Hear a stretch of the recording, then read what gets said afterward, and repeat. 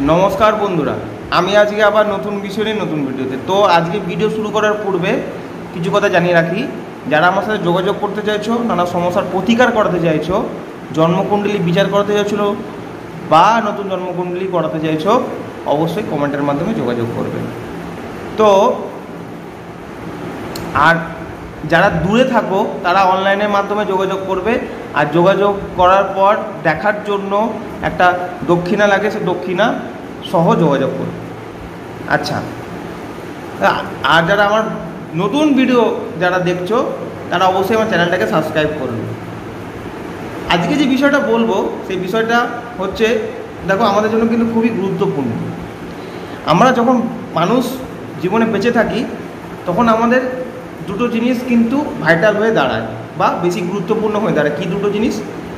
এক হচ্ছে মান সম্মান, আর এক হচ্ছে কর্ম বা চাকরি।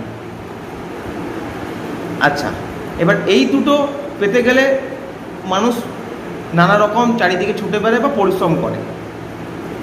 আচ্ছা, এখন কথা হচ্ছে এই দুটো পেতে গেলে যে বাধা আসবে না বা বাধা সৃষ্টি হবে না এমন কিন্তু কথা নয়।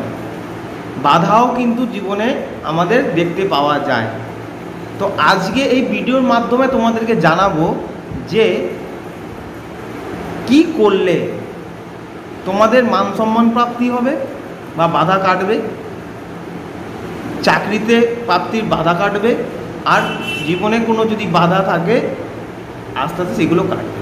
তো আজকের বিষয়, রাশি অনুযায়ী কার পুজো করলে মান সম্মান প্রাপ্তি হবে, তোমার চাকরি প্রাপ্তি হবে, আর বাধা দূর হবে। তো ভিডিওটাকে প্রথম থেকে শেষ পর্যন্ত স্কিপ না করে দেখবে। তো প্রথমে আসি মেষ রাশি। মেষ রাশি, সূর্যের উপাসনা করা দরকার নিয়মিত। রোজ সকালে একটা তামার ঘটিতে জল নিয়ে সূর্যদেবকে অর্পণ করতে হবে, আর 108 বার সূর্য মন্ত্র জপ করতে হবে। সূর্য মন্ত্র কি জপ করবে? ওম সুং সূর্যায় নমঃ বা ওম আদিত্যায় নমঃ, এই মন্ত্র জপ করতে হবে। বৃষরাশি, বৃষরাশি নিয়মিত শিবের উপাসনা করা দরকার। রোজ সকালে 1 ঘটি জল নেবে। এই ক্ষেত্রে কিন্তু তামার ঘটি ব্যবহার করবে না, স্টিলের ঘটি ব্যবহার করলে খুব ভালো হয়। জল নিয়ে শিবলিঙ্গে অর্পণ করতে হবে, আর নমঃ শিবায় মন্ত্র জপ করতে হবে। মিথুন রাশি, ভগবান বিষ্ণু অথবা কৃষ্ণের উপাসনা করতে হবে নিয়মিত। রোজ সকালে 2টো তুলসী পাতা অর্পণ করতে হবে, তারপর পুজোর শেষে সেই তুলসী পাতাগুলো ভোগ হিসেবে গ্রহণ করতে হবে। আর কি করবে? কৃষ্ণ বা বিষ্ণুর মন্ত্র জপ করতে হবে। কর্কট রাশি, কর্কট রাশি জাতীয় জাতিকারা কী করবে? নিয়মিত শিবের উপাসনা করা দরকার। রোজ সকালে শিবলিঙ্গে জল আর বেলপাতা অর্পণ করতে হবে। সিংহ রাশি, সিংহ রাশি নিয়মিত সূর্যের উপাসনা করা দরকার। রোজ সকালে জল অর্পণ করতে হবে আমার ঘটিতে, আর সেখানে সামনে দাঁড়িয়ে হোক বা বসে হোক সূর্যের সামনে হনুমান চালিসা একবার পাঠ করতে হবে। কন্যা রাশি, গণেশের উপাসনা করা দরকার নিয়মিত। রোজ সকালে গণেশকে দুব্বা অর্পণ করতে হবে, আর ঘিয়ের প্রদীপ জ্বালতে হবে। তুলা রাশি, তুলা রাশি নিয়মিত মা লক্ষ্মীর উপাসনা করতে হবে। সন্ধ্যাবেলা গোলাপ ফুল অর্পণ করা দরকার, আর কি দীপ জ্বালিয়ে লক্ষ্মী মন্ত্র জপ করতে হবে। বৃশ্চিক রাশি, বৃশ্চিক রাশি নিয়মিত হনুমানজির উপাসনা করা দরকার। সকাল সন্ধ্যা হনুমান চালিসা পাঠ করা দরকার। ধনুরাশি, ধনুরাশি নিয়মিত সূর্যের উপাসনা করা দরকার। যেভাবে আগের রাশিগুলো বললাম তার মধ্যেই তোমার সূর্যের উপাসনা কীভাবে করবে বলে দিচ্ছি, সেটা অনুযায়ী করবে।